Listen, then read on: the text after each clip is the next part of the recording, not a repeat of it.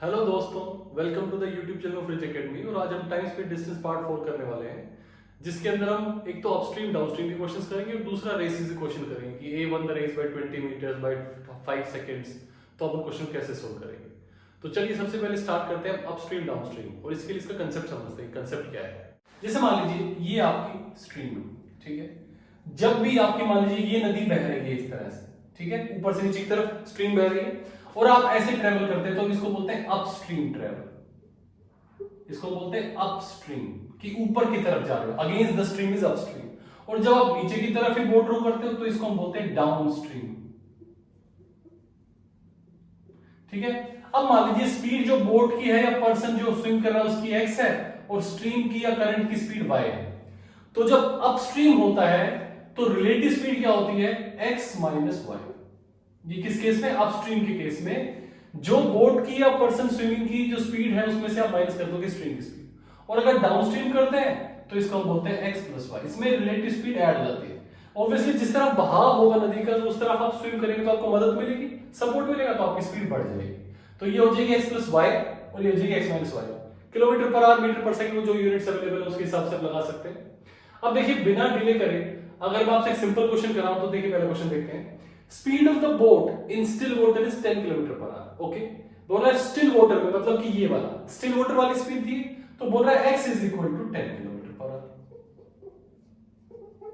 ठीक है। उसके बाद क्या बोलता है, इट कवर्स अपस्ट्रीम डिस्टेंस, ऊपर जाता है तो डिस्टेंस कितना ट्रेवल करता है, ये डिस्टेंस बोल रहा है 45 किलोमीटर ट्रेवल करता है, और टाइम भी बता रखा है इसने 6 आवर्स, ठीक है। तो मतलब अपस्ट्रीम की स्पीड यहां से निकाल सकता हूं, speed is equal distance by time. Upstream क्या बोलते हैं, x माइनस वाई, तो मतलब x minus y is equal to speed is equal to distance by time 45 by 6, right. Simple है, इसको मैं कैंसिल कर सकता हूं, 7.5 आ गया, है ना, 7.5 आ गया।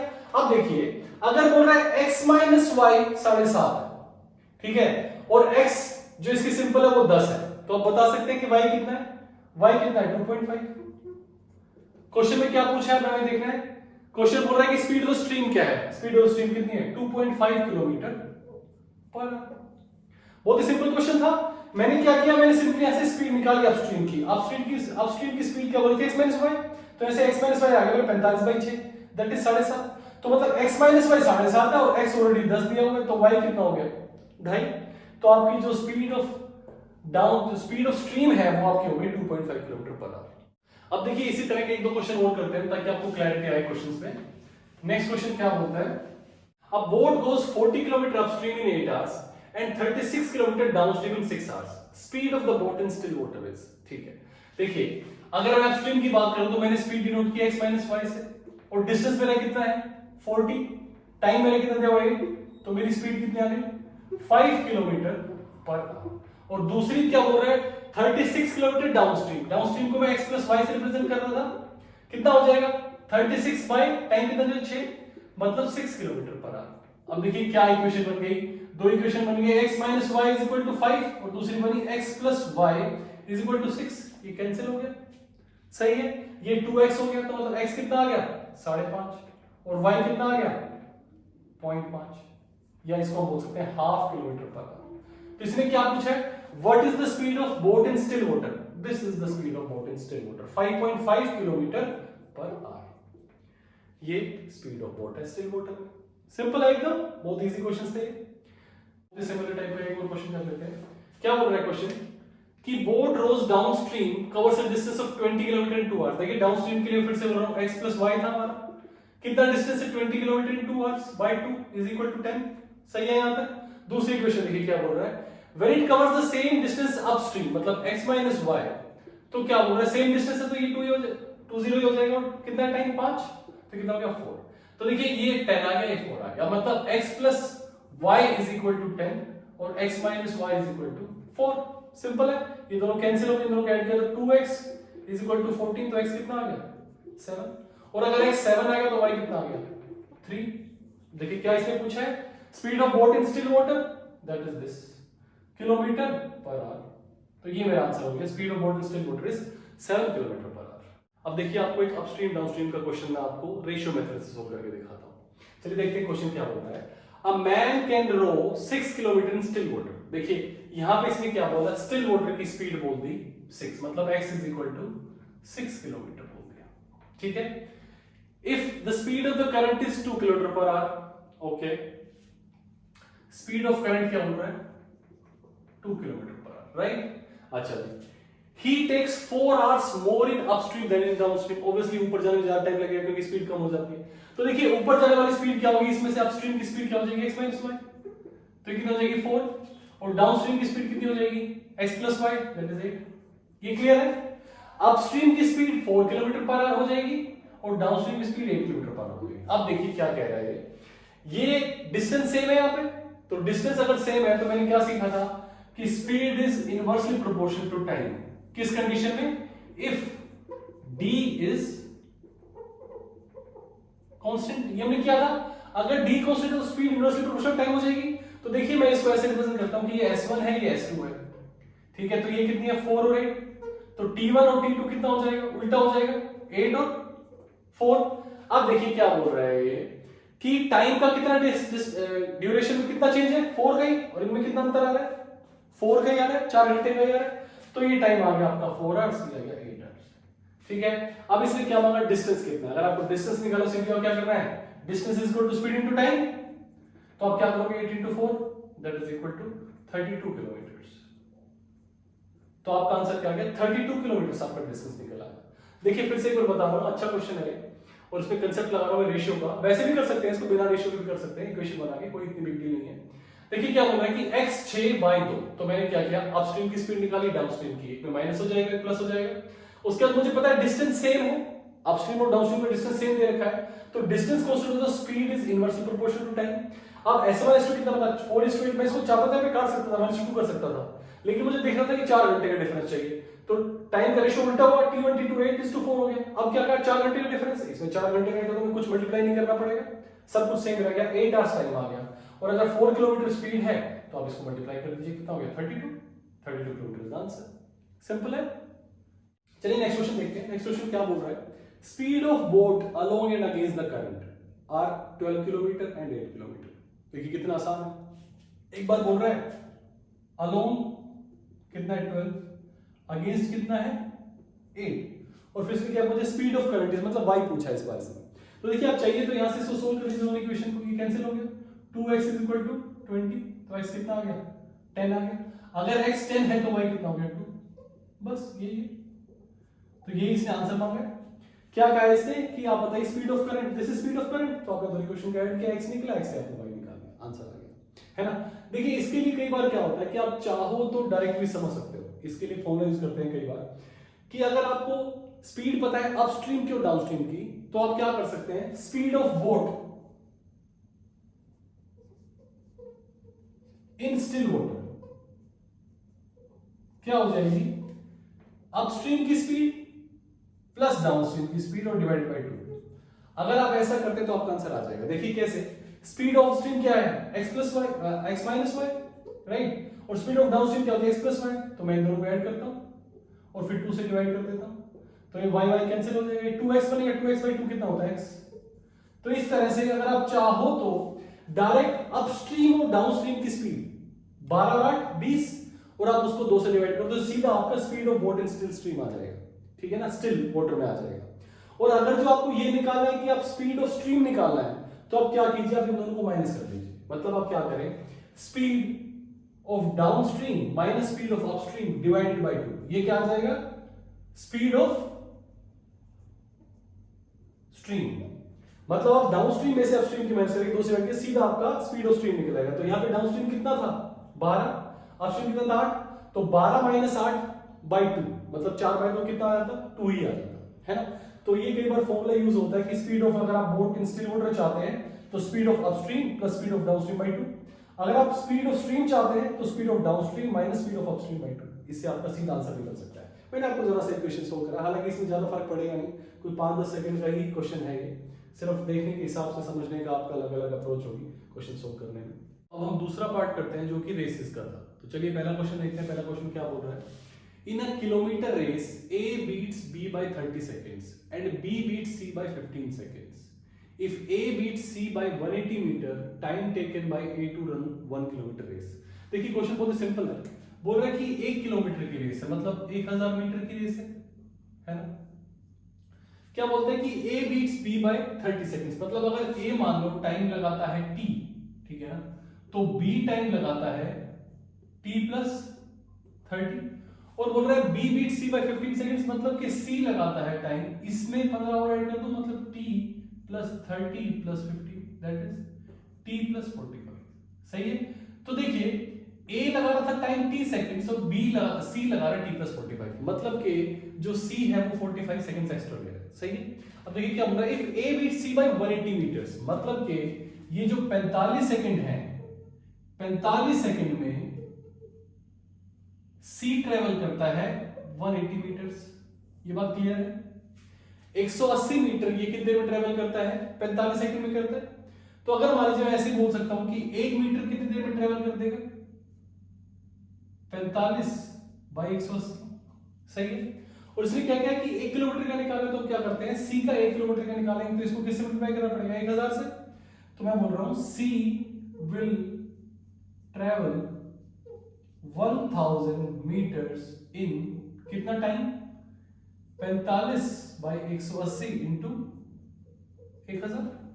तो इसको मैं कैंसिल करता हूं, 9 5 45, 9 18 20 25 100 50, ये आ गया 250 सेकंड्स। ठीक है, 250 सेकंड्स लगा रहे हैं क्योंकि ये सब सेकंड में 3 मिनट, इसलिए मैंने 250 सेकंड बोला। लेकिन अगर ए करता तो ये कितने सेकंड कम लगाता, 45 सेकंड कम लगाता, तो ए इसको कर देता, इसी रेस को कंप्लीट कर देता 205 सेकंड में। इसमें से आप माइनस 45 कर दोगे क्योंकि यहां पे आया था 45 सेकंड से एक्स्ट्रा लेते हैं, तो यहां ए हो गया 205 सेकंड। ठीक है, इजी क्वेश्चन था। चलिए कोई क्वेश्चन करते हैं।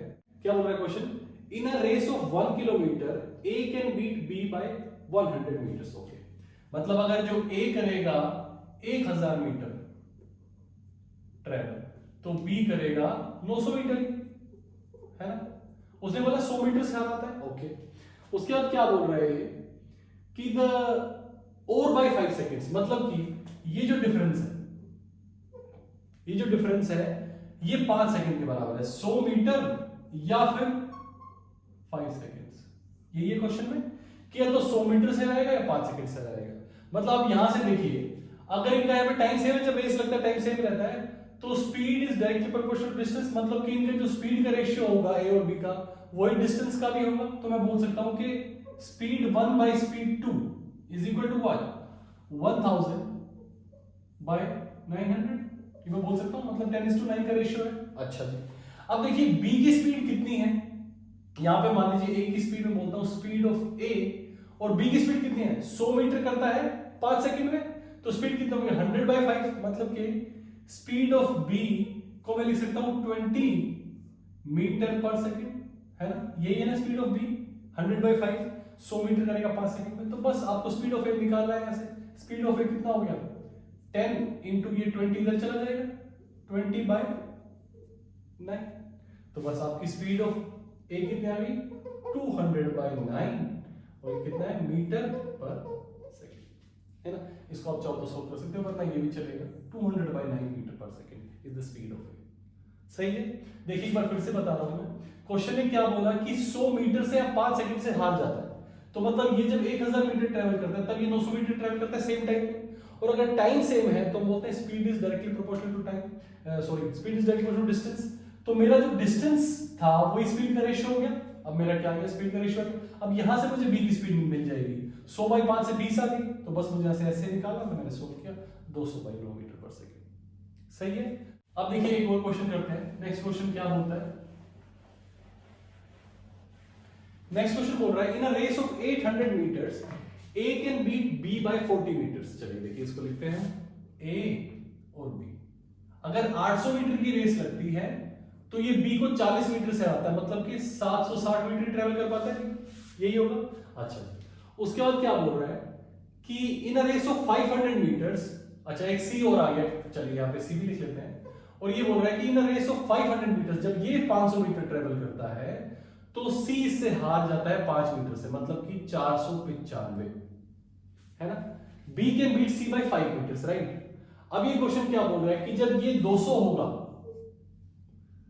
तो यहां पे क्या वैल्यू होगी। क्वेश्चन क्या होगा कि A बाय B जो है वो है 800 बाय 760, रेशियो लगा रहा हूं, और B बाय C क्या है 500 बाय 495। तो आपको सिंपली करना क्या है कि आपको इन दोनों का एलसीएम निकाल के इन दोनों को सेम करना है। बी को सेम करेंगे तभी तो एबीसी रेशियो बना पाएंगे।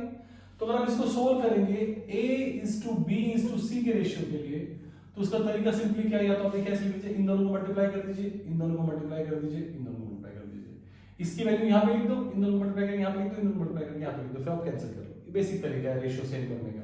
या फिर जाओ आप इन दोनों का एलसीएम निकाल लीजिए, ठीक है। तो अगर हम इनके एलसीएम निकालते हैं तो हमारी वैल्यू क्या आती है वो मैं लिख रहा हूं सीधा, आ जाएगी A/B/C की 2000, 1900 और 1881। ये मेरी वैल्यू आ जाएगी। इनका मैंने जब इसको इससे मल्टीप्लाई किया, B का रेशियो बना A के लिए 800 into 500 किया, C के लिए 760 into 495 किया, या फिर आप एलसीएम से सेम बना सकते हैं, ठीक है। ये मेरी वैल्यू है। अब इसने क्या पूछा कि 200 मीटर स्पेस में, तो मतलब 200 मीटर में क्या करूंगा, इसको 200 बनाने के लिए मुझे सबको 10 से मल्टीप्लाई डिवाइड करना पड़ेगा। तो ये हो गया 200, 190 और ये हो गया 188.1। तो अब ये बताइए कि इसको कितने मीटर से हरा रहा है ना। 200 मीटर्स में ये इसको कितने मीटर से हरा देगा, कितने को बीट कर देगा इससे, मतलब आपको सिंपली 200 इसमें से माइनस करना है। 200 माइनस 188 है ना, तो आपका कितना आ जाएगा 11.9 मीटर्स। मतलब कि A 200 मीटर की रेस में C को 11.9 मीटर से हरा देगा। सही है। इस क्वेश्चन में सिर्फ ये रेशियो सोल्व करना चैलेंज था कि आपको ये सेम करने दो, क्या तो एलसीएम निकालिए, मल्टीप्लाई कीजिए, थोड़ी बड़ी कैलकुलेशन होगी, अदरवाइज क्वेश्चन बहुत सिंपल था, है ना। देखिए नेक्स्ट क्वेश्चन क्या बोल रहा है इसी तरह का, in a race of 200 metres B can give a start of 10 metres to A। अच्छा देखिए, start of 10 metres to A का मतलब ये है कि A को बोलता है 10 मीटर आगे खड़ा हो जाए और उसके बाद भी वो बराबर आ जाएंगे। तो देखिए क्या बोल रहा है यहाँ पे कि B can give a start of 10 metres to A, कितनी रेस में 200 मीटर की में, मतलब जब ये 200 मीटर ट्रेवल करता है तो ये 190 ही ट्रेवल करेगा, है ना। 10 मीटर का स्टार्ट पहले दे दिया कि तो आगे खड़ा हो जा और I B equal to, right. उसके बाद क्या बोल रहा है, and C can give a start of 20 metres to B। वही 200 मीटर की रेस में अगर C की बात करें तो जब ये 200 मीटर भागता है तो ये 180 20 मीटर का स्टार्ट B को दे देता है। सेम क्वेश्चन है। अब क्या बोल रहा है, the start okay the start then C can give to H। अब बोल रहा है कि ये बताइए कि C A को कितना स्टार्ट दे सकता है इसी सेम रेस, मतलब 200 मीटर की रेस में। सही है, ये बोल रहे हैं यहाँ पे। इजी है क्वेश्चन, फिर से वही रेशियो वाला क्वेश्चन, आपको रेशियो बताना पड़ेगा, ये सेम बनाना पड़ेगा, है ना। तो आप यहां से इसको सोल्व करेंगे, सेम रेशियो निकालेंगे। तो मेरा जब मैं सोल्व करता हूं, अब मैंने क्या किया, देखो इसको सोल्व करेंगे फिर से एक बार तरीका, अगर आप लॉन्ग मेथड समझ लीजिए आप, इसमें कोई बिग डील नहीं थी। अब क्या कीजिए, इसको इससे मल्टीप्लाई कीजिए, इसको इससे कीजिए और इसको इससे कीजिए, ठीक है। ये बड़ा तरीका है, मतलब ये हो जाएगा 190 इंटू 180, ये A के नीचे आ जाएगा, B के नीचे आ जाएगा 200 इंटू 180 और C के नीचे आ जाएगा 200 इंटू 200। अब देखिए सिंपल सी बात है, क्या बोल रहा है कि मुझे ये 200 चाहिए, तो मैं सबको 200 से डिवाइड कर देता हूं। इसको मैंने 200 से डिवाइड कर दिया, इसको मैंने 200 से डिवाइड कर दिया, इसको मैंने 200 से डिवाइड कर दिया। सही है, तो इस 200 बन गया ये वाला। सही है, ये मुझे सोल्व करने की जरूरत है नहीं, अभी जो भी आएगा इजी आ जाएगा। यहां से मेरा क्वेश्चन सोल्व हो जाएगा। 200 इसको आप सोल्व कीजिए, यहां से आपको A की वैल्यू आ जाएगी कि A कितना आगे जा सकता है। तो मैं इसको सोल्व करता हूं। 99 से कितना होता है 171 और ये कितना आ रहा है 200। B की वैल्यू सोल्व करने की जरूरत नहीं। अब देखिए कितना स्टार्ट दिया इसने, ये 171 है, ये 200 है, तो इसने स्टार्ट कितने का दिया 29 मीटर्स का स्टार्ट दिया कि आप 29 मीटर आगे खड़े हो जाओ। C 200 मीटर की रेस में 29 मीटर का स्टार्ट दे सकता है, राइट। तो ये आपका आंसर। चलिए आज के लिए इतना ही, और अभी तक अगर आपने लाइक सब्सक्राइब नहीं किया तो प्लीज डू सो, शेयर करें अपने दोस्तों के साथ। Thank you, have a nice day.